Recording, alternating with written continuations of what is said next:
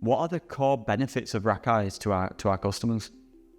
It's difficult to bring it in probably all into one, but I think it's more focused around one, are we improving safety? So in terms of when we do get damages, are we finding them in a proper time?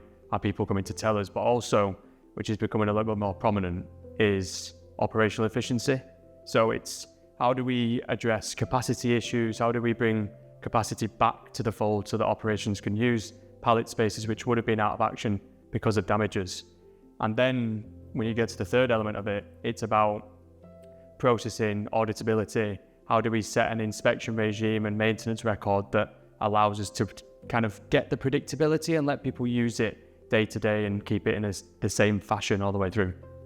We've had a few instances where RackEye is going to focus on, like say, finding hidden impacts, finding the damages where people might not necessarily know they've done it with a truck, or maybe they do know and they decided not to tell anybody.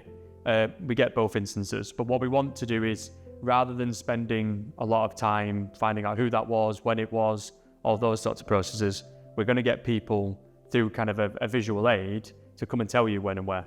They're going to tell you, oh, I could have caused some damage there, maybe you want to check it out. And that process of trying to work out who's done that, when it was, and the internal processes is almost automized. We can pretty much close the loop as soon as it happens.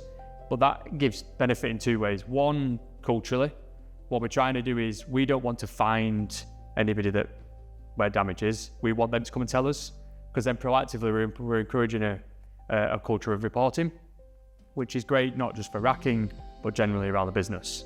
Secondly, from an operations perspective, we're not wasting time doing investigations that might sometimes come to nothing.